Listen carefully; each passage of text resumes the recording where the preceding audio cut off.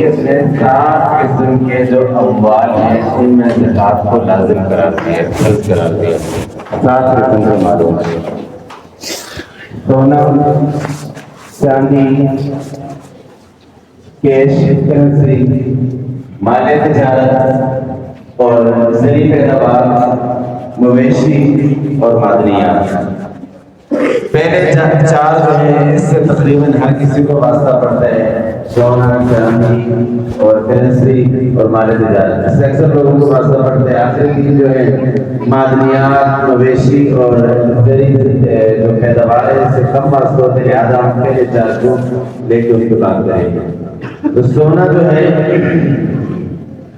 سونا جس بھی حالت میں ہو، جس بھی شکل میں ہو، چاہے وہ استعمال کے لیے ہو، چاہے وہ بینک میں رکھا ہو، چاہے وہ گھر میں کسی بھی یعنی زیورات کے علاوہ کسی اور چیز میں استعمال ہو رہا ہو۔ اگرچہ مردوں کے لیے سونا استعمال کرنا جائز نہیں ہے، لیکن اگر کسی آدمی نے اس کے سونے کے برتن استعمال کر رہا ہے، سونے کی گھڑی اس کے پاس ہے، سونے کی کوئی بھی چیز ہے، تو اب اس پر زکوٰۃ ہوگی۔ سونا کسی بھی شکل میں ہوگا اس پر زکوٰۃ ہوگی۔ استعمال میں ہونا نہ ہونا اس سے کوئی فرق نہیں پڑے گا۔ اب سونے کی کتنی مقدار ہو تو 7.5 تولہ جو ہے سونے کی مقدار ہونا۔ اگر صرف سونا ہے تو پھر 7.5 تولہ ہونا چاہیے۔ اگر صرف سونا ہے تو 7.5 تولہ ہے۔ اور چاندی بھی اسی طرح ہے کہ چاندی بھی کسی بھی شکل میں ہو، کسی بھی مقصد کے لیے ہو، اس پر بھی زکوٰۃ ہوگی۔ اور چاندی کی جو مقدار ہے وہ 52 تولہ، یہ تقریباً 612 گرام بنتا ہے، 613 کے قریب بنتا ہے۔ اور یہ 52 تولہ چاندی جو ہے اگر یہ ہوگی تو اس پر زکوٰۃ ہوگی۔ لیکن یہ سونا اور چاندی کی جو میں مقدار بتا رہا ہوں، سونا اس وقت کے جس میں صرف سونا ہے، اور چاندی جو ہے وہ معیار ہے جب سونے کے ساتھ کوئی بھی کرنسی ہو، مال تجارت ہو یا صرف چاندی ہو تو پھر معیار چاندی کا جو نصاب ہے وہ ہوگا۔ اب چاندی کا نصاب کیا ہے؟ 52 تولہ چاندی، 52 تولہ چاندی کی جو بھی قیمت ہوگی اتنی جو مالیت کو اگر سونا اس کے ساتھ کرنسی، مال تجارت یا صرف چاندی میں پہنچ جائے تو پھر یہ آدمی صاحب نصاب ہے، اس پر زکوٰۃ ہوگی۔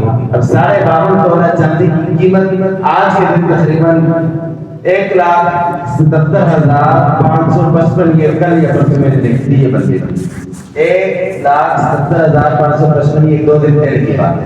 تو یہ چاندی کا جو نصاب ہے یعنی 52 تولہ چاندی کی جتنی بھی مالیت بنتی ہے۔ تو میں نے یہ ابھی تک 2 چیزیں کہ صرف سونا ہو تو 7.5 تولہ، لیکن اگر سونے کے ساتھ کوئی بھی چیز ہے، اگر سونے کے ساتھ پیسے ہیں، سونے کے ساتھ چاندی ہے، سونے کے ساتھ مال تجارت ہے، یا صرف چاندی ہے، یا صرف پیسے ہیں، یا صرف کسی کے پاس تجارت کا سامان بیچنے کے لیے چیزیں رکھی ہوئی ہیں، تو یہ اگر چاندی کے نصاب پر پہنچے گی تو پھر یہ بندہ صاحب نصاب ہوگا۔ صاحب نصاب ہوگا، زکوٰۃ کب دے گا انشاءاللہ اس کے بعد بات کریں۔